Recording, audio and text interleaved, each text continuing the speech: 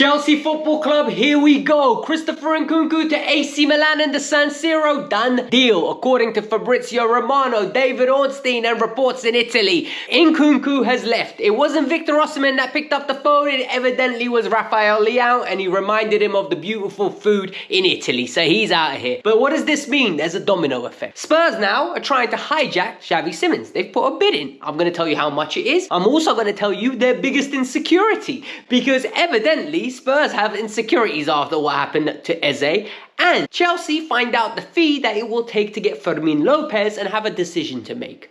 Matt Law tells us they're not going to do it at that fee. So, Xavi Simons is coming to Chelsea, right? My assumption. Nicholas Jackson, well, his move is stuck in limbo because Bayern Munich want to get it done. Nicholas Jackson wants to get it done, but Chelsea is saying, stand by, geezer. You're on a yellow signal where you're going to go when we tell you, all right? Because there's one thing that they're waiting to fall in terms of a domino, and then they're going to see whether he's going to Bavaria or he is going to Tyneside. We're going to break this down. We're going to get into it. There's a lot to talk about. Today is a very happy video. So number one, hit that like button, all right? 1,000 likes goes a long way. Number two, share this to people.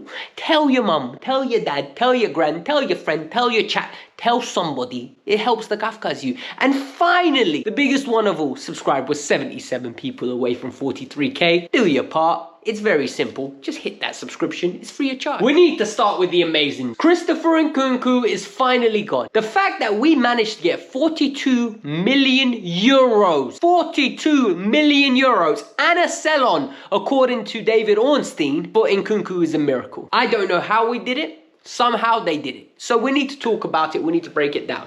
Nkunku joined Chelsea initially, and the hype around him was unreal. Vavel was the sporting director at the time. He said, this is your guy. He will come in, he'll flourish. Let's buy him in October, he'll arrive in June. We need to get this done before other people go in for it. Top 30 Ballon d'Or charts. The guy had an amazing reputation. What happened was, before the World Cup in Qatar, the man did his knee. Once he did his knee, he missed the World Cup, he recovered, came back for Leipzig, still finished the top goal scorer, started pre-season at Chelsea, looked very good, and boom, out of nowhere, the man is injured again. The injury not only went on for a few weeks, it went on for months. And he hardly ever recovered. He came in at the back end of Pochettino's tenure. He broke out in Maresca's tenure only to get re-injured. And ever since then, he's hardly been in the team. Chelsea have used him in the 9, Chelsea have used him in the 10, Chelsea have used him on the left wing. He's lost his explosiveness. It's not on him, it's injuries. It happens. Whether he lost motivation, application, we'll never know.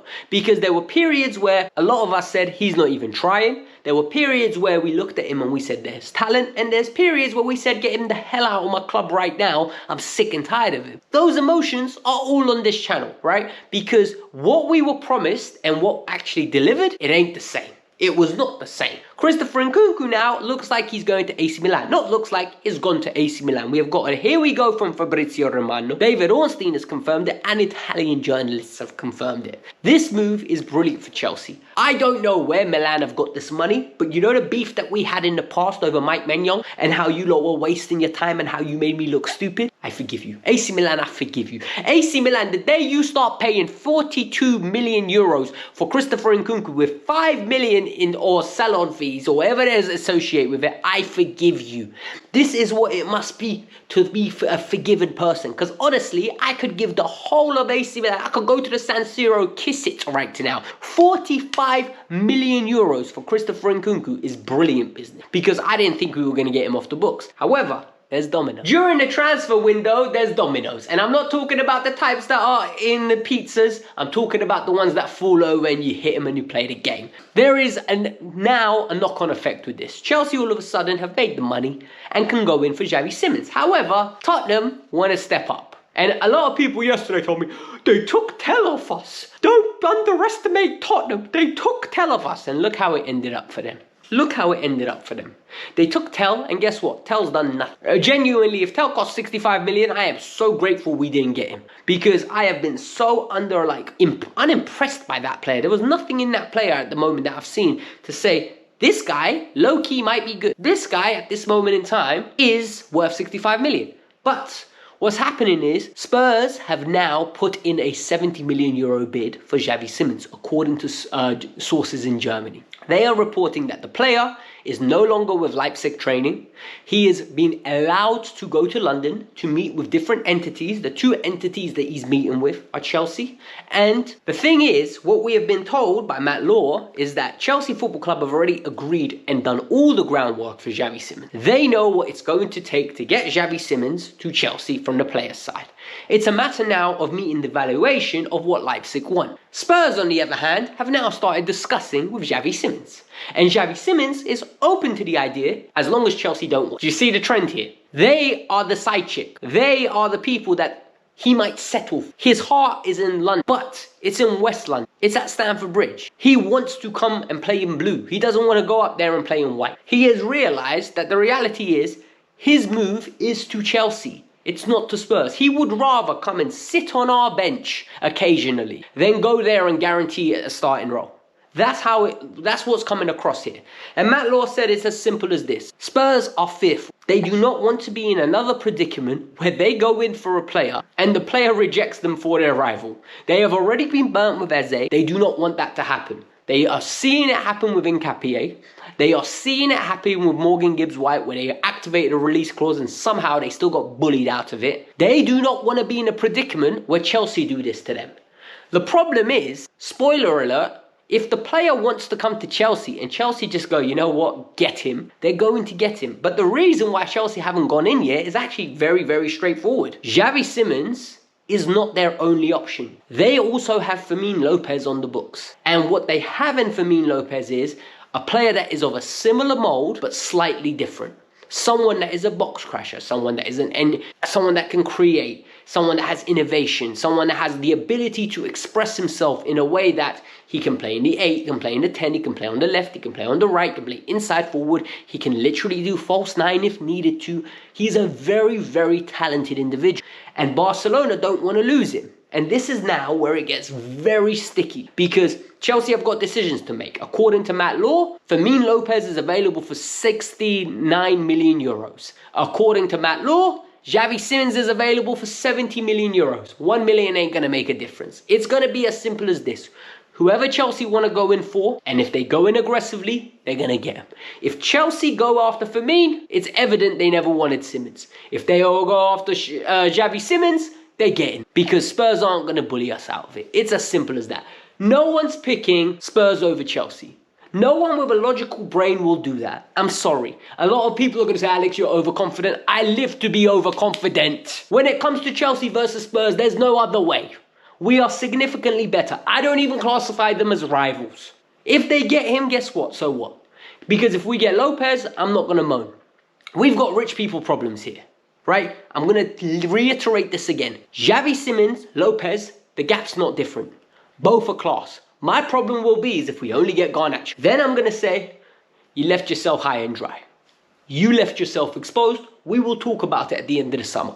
A lot of people want me to come here and melt down. It ain't going to happen. Why? Because 2 summers ago, when we got Koulibaly, Fofana, Cucurella, Aubameyang, and Raheem Sterling, that was the most win now window ever.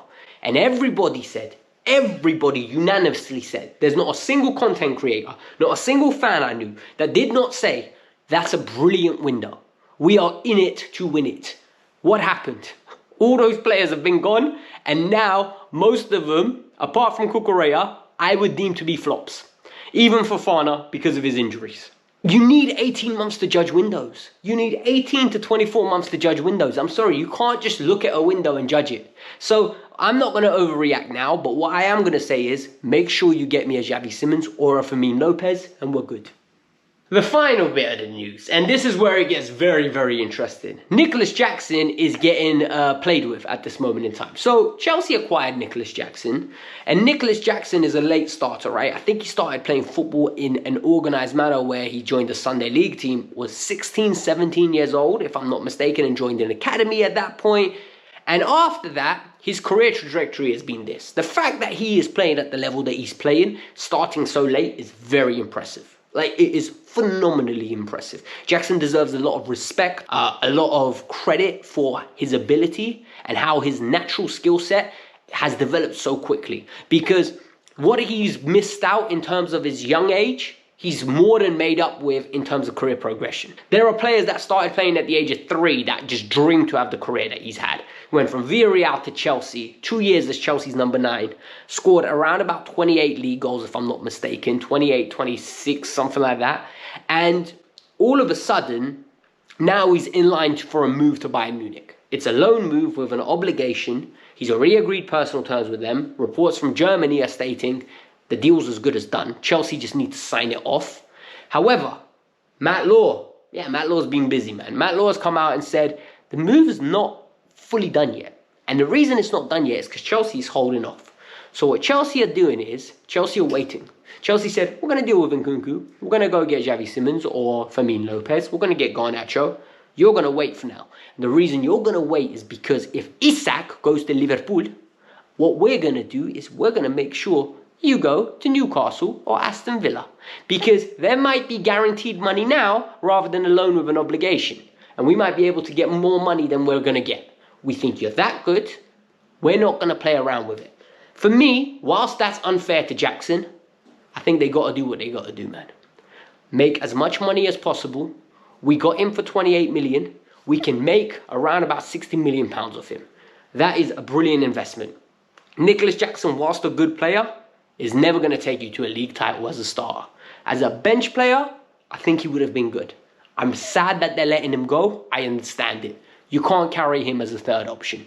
You've got Delap, you've got Joao Pedro. It's the same argument with Noni Madueke. Noni did his job for what he was meant to do. He came in, he got us back in the top 4, we cashed in. A lot of people say, oh, you lot are all hypocrites saying give time to Garnacho. I didn't say give time to Garnacho. I never said those words. I saw that in the comments yesterday. I didn't like it. I always was fair with Noni. I said what he was. And I still think Noni had a bench role to play this year. But we got him out for a fee that is absolutely brilliant and nobody can complain. We doubled our money for Noni Madueke. We're doubling our money for Jackson. That enables us to reinvest into serious talent and take us to the next level. What we need to do this year is capitalize on cups, winning the Champions League, and try win the Premier League. We need to push on all accords, and then we can go from here. Look, before this video ends, I want to put a disclaimer out. These stories are going to be developing quick. So you need to have your bell notifications on, because I'm going to be updating a lot. I'm going to keep you lot up to date. A lot of people go yesterday, oh my God, the story's developed from here. Yes, I know. I can only make videos once a day. Do you know what I mean? I can't sit here all day making videos with every hour that changes. So I'm going to keep you lot informed. Make sure you have your bell notifications on. Hit that hype button as well. There's a hype button on the bottom right. It's next to your like. If you have it in your select country, YouTube has just rolled it out. Do it, please. It helps massively. So I'd greatly appreciate your support. Peace out. I'm out. Have a lovely day.